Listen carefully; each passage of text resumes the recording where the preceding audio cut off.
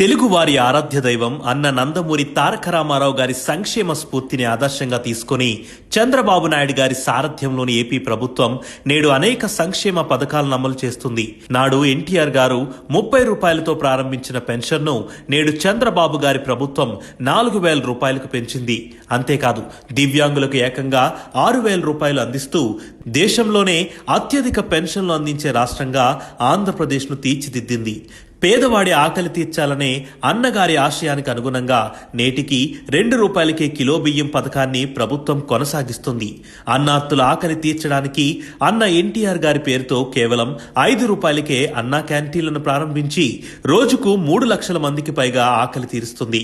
వ్యవసాయానికి నిరంతరాయంగా ఉచిత విద్యుత్ను అందిస్తూ రైతన్నల ముఖాల్లో నిత్యం ఆనందం వెల్లివిరిసేలా చేస్తుంది. తెలుగింటి ఆడపడుచులకు కట్టెలపోయి కష్టాల నుండి విముక్తి కల్పించి వారి జీవితాల్లో వెలుగులు నింపేలా దీపం పథకం ద్వారా ఏడాదికి 3 గ్యాస్ సిలిండర్లను ఉచితంగా అందజేస్తుంది.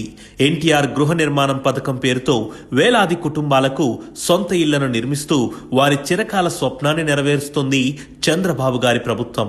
ఎన్టీఆర్ వైద్య సేవ పథకం ద్వారా ఆసుపత్రులలో మెరుగైన సౌకర్యాలను అందించి ఆరోగ్యం అందరి ముంగిటికి చేరేలా చేస్తుంది. అలాగే సాగునీటి ప్రాజెక్టుల నిర్మాణంతో బీడు భూములను సారవంతం చేసి రైతుల మడుల్లో జలసిరులు పారేలా చేస్తుంది చంద్రబాబు గారి ప్రభుత్వం. నేటి చంద్రబాబు నాయకత్వంలోని ఆంధ్రప్రదేశ్ ప్రభుత్వం పేదల సమగ్రాభివృద్ధికి బాటలు వేస్తూనే ఉంది.